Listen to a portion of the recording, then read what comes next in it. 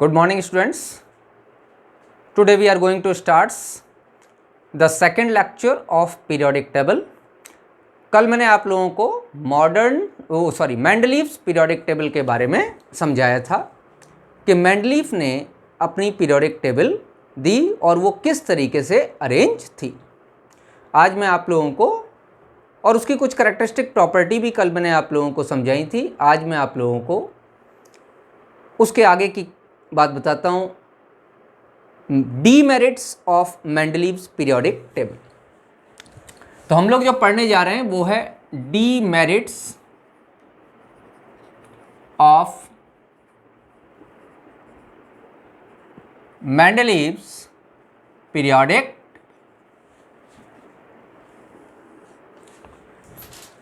Mainly अगर देखा जाए तो ओरिजिनल मेंडलीव्स पीरियोडिक टेबल, ये बात मैंने कल भी आप लोगों को बताई थी कि हम लोग दो पीरियोडिक टेबल के बारे में बात करें, एक ओरिजिनल मेंडलीव्स पीरियोडिक टेबल और modern.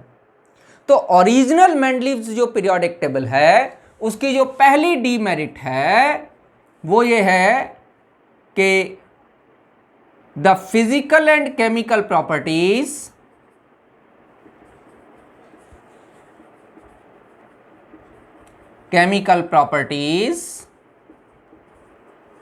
of elements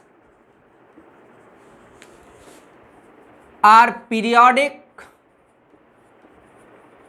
function of their atomic numbers and not atomic masses। Mendeleev ने कहा the physical and chemical properties of elements are periodic function of their atomic masses. ये बात गलत है। The physical and chemical properties of elements are periodic function of their atomic numbers. Number second, position of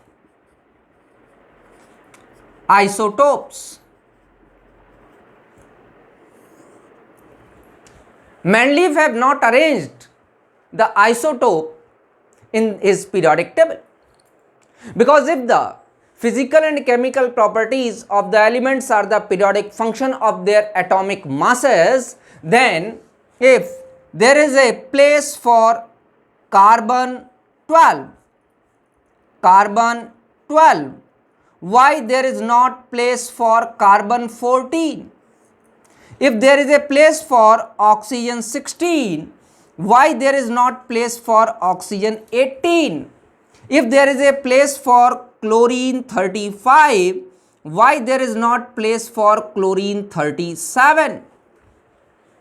So the position of isotope were not clear in the Mendeleev's original periodic table। तो second उसकी बात ये थी कि position of isotope उसने नहीं बताया। Position of isotope रखने चाहिए थे अगर फिजिकल और केमिकल प्रॉपर्टीज एटॉमिक मास का पीरियोडिक फंक्शन है। तो मैंने पहले बता दिया कि गलत था और ये एटॉमिक नंबर का पीरियोडिक फंक्शन है, ना कि एटॉमिक मास। दूसरी बात, पोजीशन ऑफ आइसोटोप की पोजीशन उसने क्लियर नहीं की। Number third,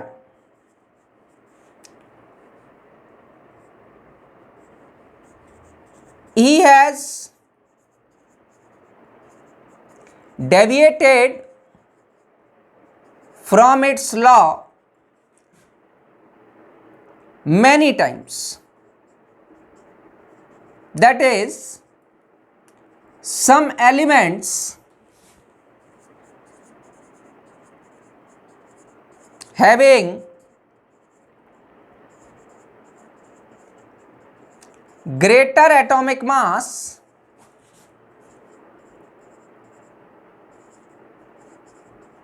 were placed before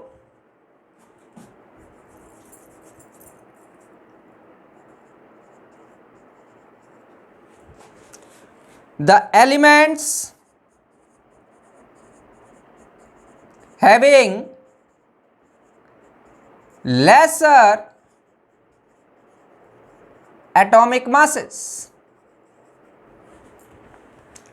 वो अपने मेन लॉ से कई बार डेविएट हुआ। उसने ज्यादा एटॉमिक मास वाले एलिमेंट को पहले रख दिया और कम एटॉमिक मास वाले एलिमेंट को बाद में रखा, जबकि उसका पीरियोडिक लॉ ये कहता है if we arrange the element in the increasing order of their atomic mass. तो फिर उसने ये काम क्यों किया? ये तो गलत है। देखिए मैं एग्जाम्पल बताता हूं, इसको पॉज करके लिखिए, फिर मैं एग्जाम्पल बताता हूं आपको। देखिए ध्यान से,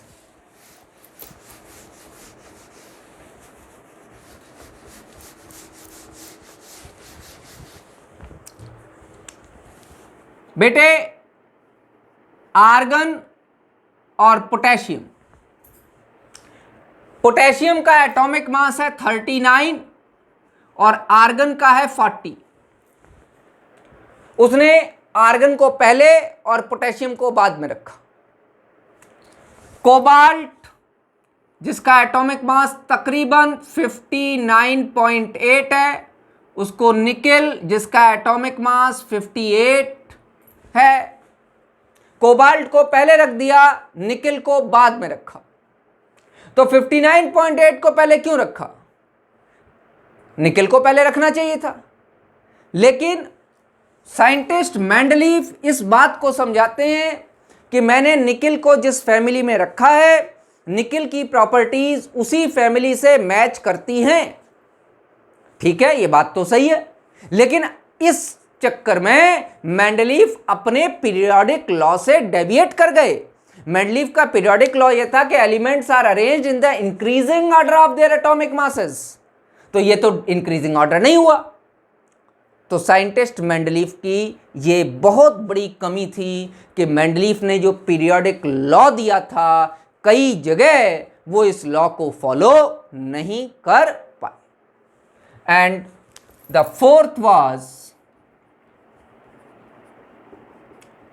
position of hydrogen. Mendeleev has placed hydrogen on two positions, which is quite incorrect. With alkali metals and with halogens. To place an element on two position is incorrect. एक एलिमेंट को दो position पे नहीं रखा जा सकता। क्यों नहीं रखा जा सकता? Because his periodic law was elements will be arranged in the increasing order of their atomic mass. तो after hydrogen 1 there must be another element which has the greater atomic mass than 1. तो hydrogen को हमने alkali metals के साथ भी रख दिया और हाइड्रोजन को हमने हैलोजेंस के साथ भी रख दिया। तो मेंडलीव यहां पर भी अपने पीरियोडिक लॉ से डेविएट कर गए। ये कुछ मैंने आप लोगों को जो है मेंडलीव पीरियोडिक टेबल की जो है डीमेरिट्स बताई। मेंडलीव पीरियोडिक टेबल की डीमेरिट्स पता लगने के बाद और मोजले के एक्सपेरिमेंट के बाद, ये बात बड़ी इंपॉर्टेंट है, मेंडलीव पीरियोडिक टेबल की डीमेरिट मोजले के एक्सपेरिमेंट के बाद ही पता लगी। ये ध्यान रखिएगा। मोजले नाम का साइंटिस्ट जब एटॉमिक नंबर की उसने डिस्कवरी की तो ये पता चला कि मेंडलीव पीरियोडिक टेबल गलत है। मेंडलीव पीरियोडिक टेबल ने पीरियोडिक फंक्शन कहा एटॉमिक मासेस को, जबकि पीरियोडिक फंक्शन एलिमेंट्स के हैं एटॉमिक नंबर्स। तो after the discovery of the Moseley's atomic number, मतलब after the discovery of the atomic number, ये डीमेरिट्स हम लोगों को पता चली और हम लोगों को ये मतलब अनुमान लगा कि हमको एक नई पीरियोडिक टेबल निकालनी चाहिए जिसका periodic law on the basis of atomic mass न होके on the basis of atomic number होना चाहिए। तो साइंटिस्ट ने एक नई पीरियोडिक टेबल, जिसको modern periodic table, long form of periodic table कहते हैं, उसको प्रपोज किया।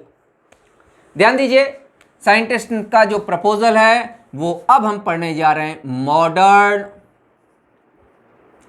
पीरियोडिक टेबल, या इसी को कहते हैं long form of periodic table. Scientist ने मॉडर्न पीरियोडिक टेबल या long form of periodic table को प्रपोज किया क्योंकि उस समय तक हमारे पास मोजले का एटॉमिक नंबर की डिस्कवरी हो चुकी है। तो modern periodic law, modern periodic law क्या कहता है? वो ये कह रहा है the physical and chemical properties of elements are periodic function of their atomic numbers.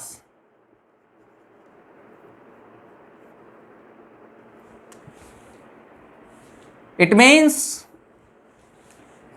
if we arrange the elements in increasing order of their atomic numbers, then after a certain gap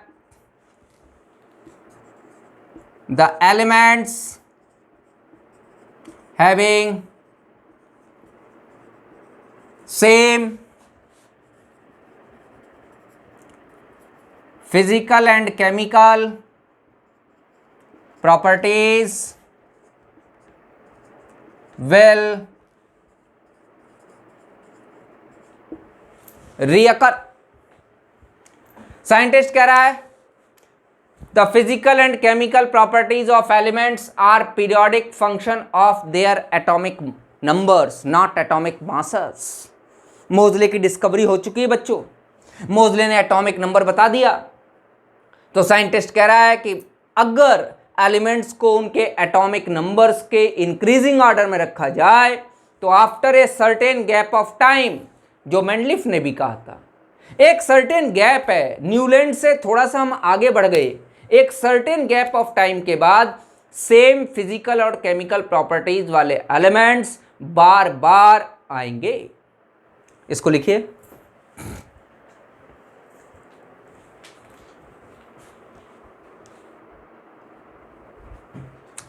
चलो बेटे मैं आगे बताता हूं। ये तो modern periodic law था। The modern periodic table was divided into two parts similarly as that of the Mendeleev. The 7 horizontal rows and 18 vertical columns. Modern periodic table has, लिखते जाइए एक एक पॉइंट बेटे, मैं एक एक बताते जा रहा हूं, ध्यान रखिएगा। has 7 horizontal rows known as periods and 18 vertical columns known as groups. इसी को मेंडलीफ ने फैमिली कहा था। हमने क्या काम किया, उनको क्या कहा, ग्रुप्स कहा। देखिए it was divided into 4 parts: S block, P block, D block and F block। ये 4 पार्ट्स में डिवाइडेड भी थी। क्यों? उस समय तक हम लोगों को सबशेल के बारे में जानकारी हो चुकी थी। अब जरा ध्यान से देखिए मेरी तरफ। मैंने पहला कहा एस ब्लॉक। बेटा हम जानते हैं एस सबशेल में 2 इलेक्ट्रॉन भरे जा सकते हैं, एक ही ऑर्बिटल प्रेजेंट है, तो देयर वर 2 वर्टिकल कॉलम्स। इसका मतलब there will be 2 groups in the S block. अच्छा, एस में 2 इलेक्ट्रॉन भरे जा सकते हैं, पी सब शेल में 3 ऑर्बिटल हैं और हम 6 इलेक्ट्रॉन्स भर सकते हैं, तो पी में 6 वर्टिकल कॉलम्स होंगे। डी में there are 5 orbitals and we can fill 10 electrons, तो there will be 10 vertical columns. इस तरीके से एफ में एफ सब शेल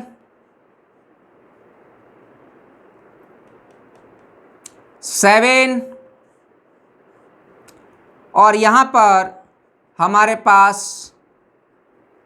14 इलेक्ट्रॉन्स भरे जा सकते हैं, इसलिए हमारे पास एफ ब्लॉक में 14 वर्टिकल कॉलम्स होंगे। तो यहां मैं लिख के दे रहा हूं, पी ब्लॉक टोटल बोलो बेटे 6 vertical columns, D block 10 vertical columns और बेटे F block 14 vertical columns will be present. समझ में आया? एस सब शेल में 2 इलेक्ट्रॉन भरे जा सकते हैं, हमारे पास 2 वर्टिकल कॉलम्स होंगे। पी में 6 भरे जा सकते हैं, हमारे पास 6 वर्टिकल कॉलम्स होंगे। डी में 10 भरे जा सकते हैं, हमारे पास 10 वर्टिकल कॉलम्स होंगे। और एफ में 14 भरे जा सकते हैं, हमारे पास 14 vertical columns present. Write down.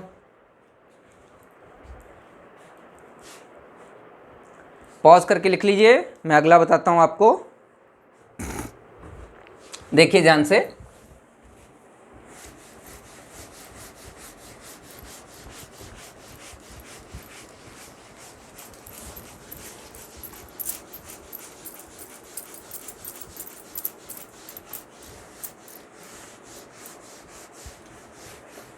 देखिए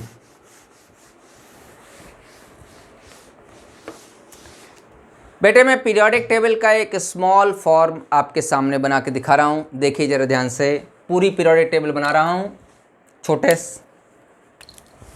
देखिए सबसे right towards most right we will have S block, we will have P block. Towards most left we will have S block. ये लेफ्ट है और ये right. Toward most left of the periodic table we will have most electropositive S block. H, Li, Na, K, Rb, CS, FR। ठीक है, BE, MG, CA, SR, BA, RA। इसके बाद 10 columns present होंगे बेटे। 1, 2, 3, 4, 5, 6, 7, 8, 9 and 10। और उसके बाद बेटे टुवर्ड्स मोस्ट राइट हमारे पास 6 कॉलम्स होंगे। 1, 2, 3, 4, 5 एंड दिस इज 6th।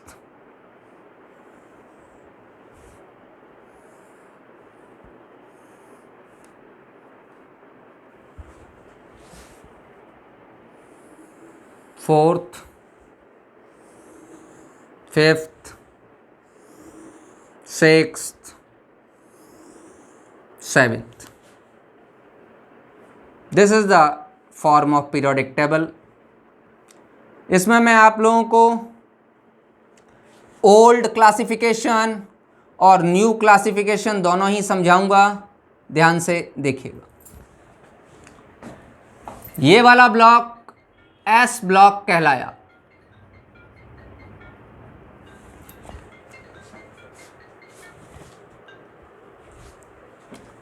ये वाला ब्लॉक पी ब्लॉक कहलाया। ये वाला block D block.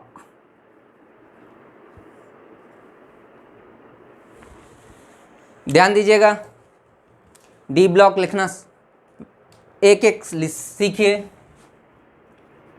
Scandium, manganese, nickel, copper, zinc. मेरे साथ, scandium, titanium, vanadium, chromium, manganese, iron, cobalt, nickel, copper, zinc. Scandium 21 से जिंक 30 तक। क्लियर? यट्रियम 39 से कैडमियम 48। लिखना सिखा रहा हूं, देखिए।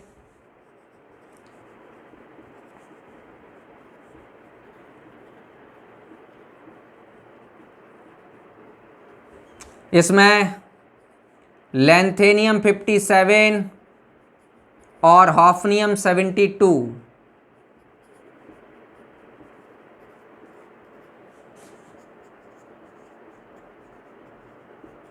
मरकरी 80।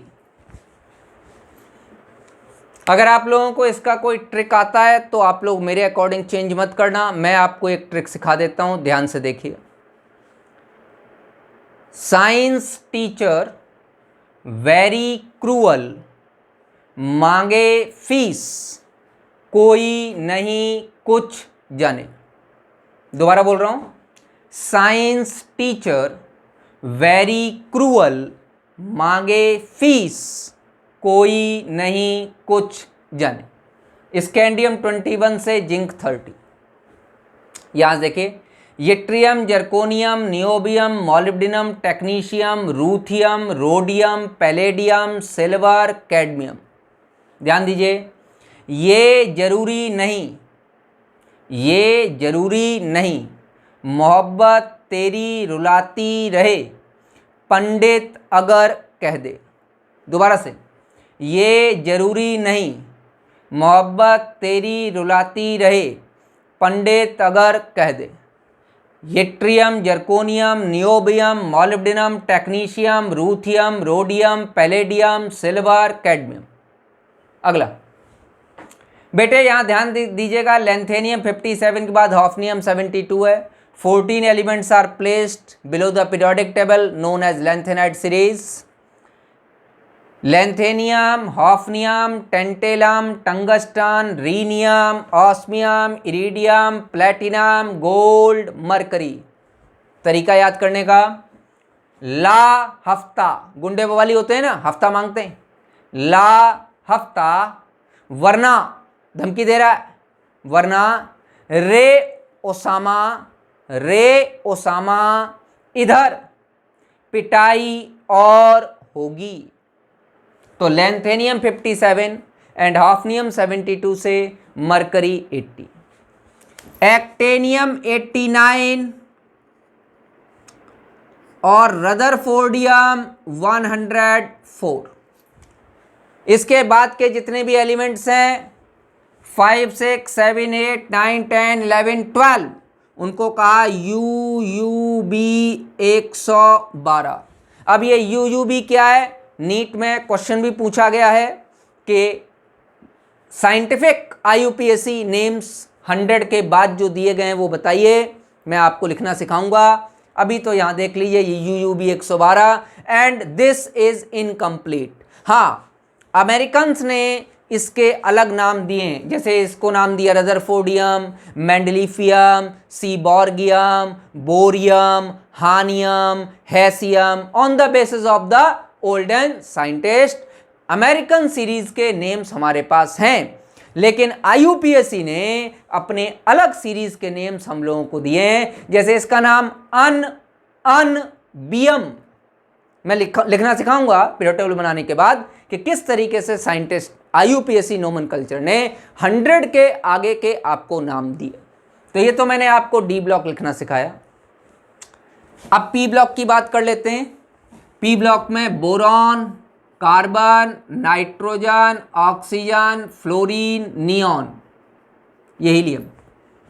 लिखिए HE, NE, AR, KR, XE, RN।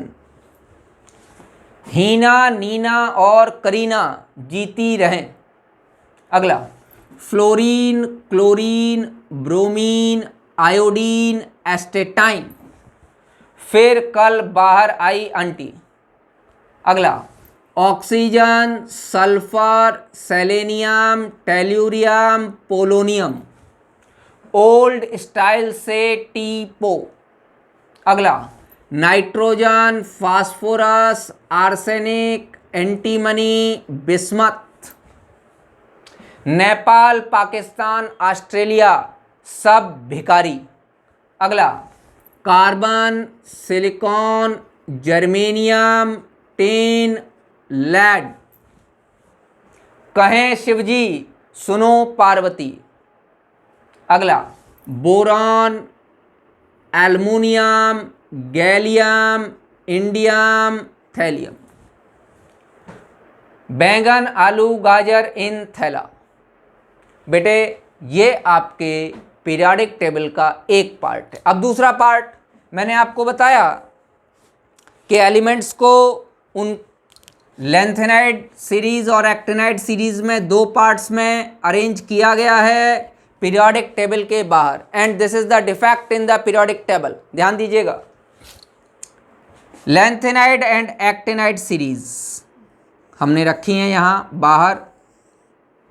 Cerium 58 से लेकर ल्यूटियम 71 तक 14 एलिमेंट्स हैं। देयर आर 14 कॉलम्स, 14 एलिमेंट्स हैं और इस सीरीज का नाम दिया हमने लेंथेनाइड सीरीज। Lanthanide series. इसी तरीके से थोरियम 90 से लॉरेंशियम 103 तक की सीरीज का नाम दिया एक्टिनाइड सीरीज। बेटे there are 14 columns in both the series. 14 elements are placed from lanthanum to hafnium. Just after lanthanum, thus it is known as the lanthanide series. Just after actinium, thus it is known as the actinide series. And this block is known as F block. बात समझ में आ रही है? अब जरा old और modern दोनों classifications देखिए मेरे साथ। बेटे इस ब्लॉक को हमने एस ब्लॉक कहा है। बोलो भैया, थोड़ा सा ऊपर लिख लेता हूं। Most left highly electropositive S block. ये दो एस ब्लॉक के ग्रुप्स हैं। ओल्ड क्लासिफिकेशन का अकॉर्डिंग ये फर्स्ट ए है, ये सेकंड ए है और ये डी ब्लॉक को बी ब्लॉक भी कहा जाएगा क्योंकि ओल्ड क्लासिफिकेशन में सारे के सारे बी इसी में आ रहे हैं। देखो ध्यान से, third B, fourth B, fifth B, sixth B, seventh B. Iron, cobalt, nickel ये 8th ग्रुप कहलाया विदाउट एनी क्लासिफिकेशन नोमेनकल्चर। नाम नहीं दिया हम लोगों ने, ए बी कुछ नहीं का ओल्ड में। उसके बाद 1B 2B। ध्यान दो बेटे, डी ब्लॉक में बी सब ग्रुप आया है, इसीलिए हम लोगों ने डी ब्लॉक को बी ब्लॉक भी कहा है। अगला पी ब्लॉक में third A, fourth A, fifth A, sixth A, seventh A और 0, ये पी ब्लॉक है। अच्छा, ये तो मैंने ओल्ड क्लासिफिकेशन बता दिया। अब आज मॉडर्न में हम लोगों ने मॉडर्न वे में कैसे क्लासिफाई किया उसको भी देखें। 1 2 3 4 5 6 7 8 9 10 11 12 आगे 13 14 15 16 17 जीरो ग्रुप को हम लोगों ने कहा 80। तो ये तो आपके एलिमेंट्स का ग्रुप और पीरियड का क्लासिफिकेशन। पीरियड कितने? 7 1 2 3 4 5 6 7। तो there are 7 horizontal rows and 18 vertical columns. अब बात आती है एफ ब्लॉक की कि एफ ब्लॉक कहां पर है। बेटा याद कर लो, आगे आपके क्वेश्चंस आएंगे कि कौन सा एलिमेंट कौन से पीरियोडिक टेबल में, कौन से पीरियड में और कौन से ब्लॉक में रखा गया है। इसको ये क्वेश्चन सॉल्व करने के लिए आपको पीरियोडिक टेबल हमेशा ध्यान में रखनी होगी। इसलिए मैं ये कहता हूं कि ये जो पीरियोडिक टेबल वाला टॉपिक है, अगर ये आपको अच्छे समझ में आ गया तो आप इनऑर्गेनिक के वेरियस क्वेश्चंस कर सकते हैं। यही सबसे टफेस्ट टॉपिक है, इसको बच्चे लाइटली लेते हैं और उनको पीरियोडिक टेबल की जानकारी नहीं हो पाती तो आगे जाके प्रॉब्लम्स होती। तो पीरियोडिक टेबल में ये कॉन्सेप्ट सारे आपको याद होने चाहिए। एफ ब्लॉक, अगर मैं पूछूं इसका ग्रुप कौन सा है तो ध्यान दीजिएगा, ये थर्ड बी ग्रुप का है, मतलब थर्ड ग्रुप में आने वाले एलिमेंट्स हैं। क्यों? फोर्थ में तो हॉफनियम 72 है, तो 57 से 71 तक के एलिमेंट कहां हैं? सारे के सारे थर्ड ग्रुप में हैं। तो एफ ब्लॉक कहां पर आता है? Third group of the periodic table according to modern classification. अगर मैं मॉडर्न क्लासिफिकेशन करूं तो ये हमारा किस में आता है? Third group of the periodic table. इसका मतलब जो third group of the periodic table है उसमें टोटल कितने एलिमेंट्स हैं?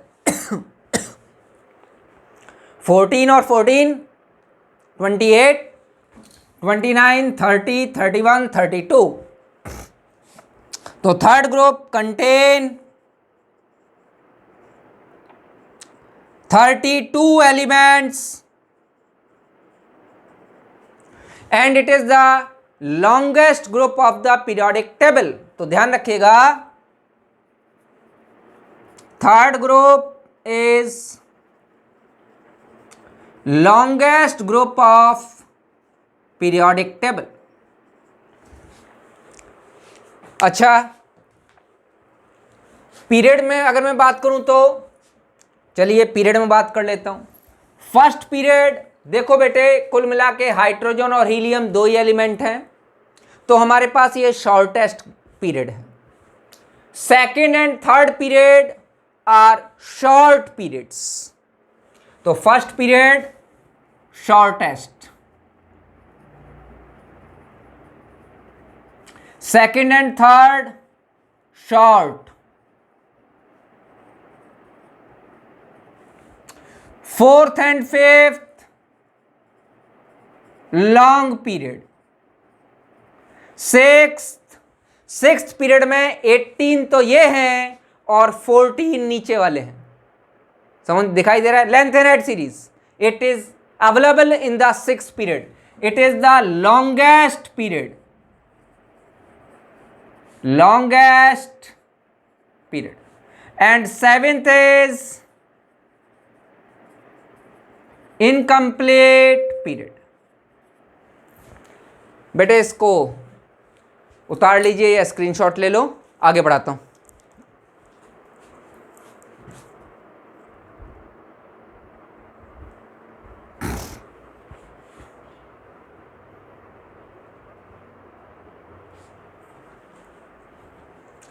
मेरे हिसाब से आपने स्क्रीनशॉट ले लिया होगा। अब जरा ध्यान से देखिए, मैंने कहा पीरियड्स में ये शॉर्टेस्ट, ये शॉर्ट, ये long, six period longest, seventh period incomplete, जो कि अभी कंप्लीट नहीं हो पाया है। देखो बेटे, S and P block elements में ही सेकंड और थर्ड पीरियड अवेलेबल है। डी ब्लॉक में कुल मिला के 4th 5th 6th पीरियड है, 7th तो खुद ही इनकम्प्लीट। तो डी ब्लॉक कुल मिला के 3 सीरीज का मेहमान है और किसी का नहीं। डी ब्लॉक में ये जो 3 सीरीज हैं ये according to the filling of the electron divided हैं 3D सीरीज, 4D सीरीज और 5D सीरीज। सेकेंड और थर्ड पीरियड को हम लोग टिपिकल एलिमेंट्स कहते हैं। सेकेंड और थर्ड पीरियड सिर्फ एस ब्लॉक और पी ब्लॉक में अवेलेबल है, इसीलिए S and P block elements को हम लोग टिपिकल एलिमेंट्स कह सकते हैं। Second and third period, second and third period क्या कहते हैं? Typical, typical elements.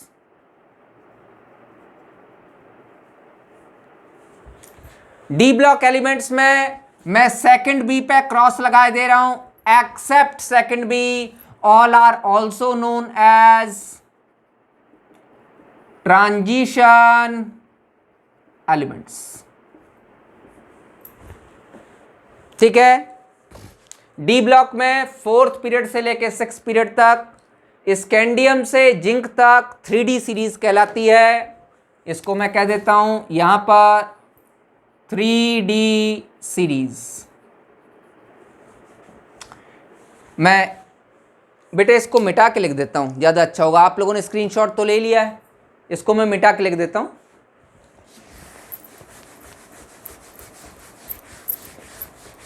देखो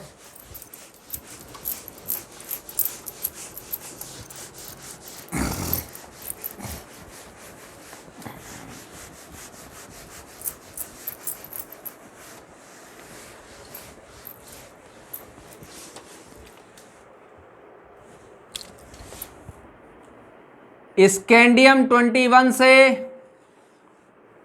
जिंक 30 तक की सीरीज 3D सीरीज कहलाती है। यट्रियम 39 से कैडमियम 48 तक की सीरीज 4D सीरीज कहलाती है। लैंथेनियम 57 एंड हॉफनियम 72 से मरकरी 80 तक की सीरीज 5D सीरीज कहलाती है। और एक्टेनियम 89 एंड रदरफोर्डियम 104 से लेके UUB 112 तक की सीरीज 6D सीरीज कहलाती है। क्यों? यहाँ पर n-1D is equal to 3D, यहाँ पर n-1D is equal to 4D, यहाँ पर n-1D is equal to 5D और यहाँ पे n-1D is equal to 6D। तो बेटे ये नॉर्मल क्लासिफिकेशन था पीरियोडिक मॉडर्न पीरियोडिक टेबल का, जो मैंने आज आप लोगों के साथ डिस्कस किया। ठीक है। अब मॉडर्न पीरियोडिक टेबल के एक एक ब्लॉक को हम लोग डिस्कस करेंगे, S block, P block, D block, F block को आपके नेक्स्ट टर्न पर। इसको लिख लीजिए।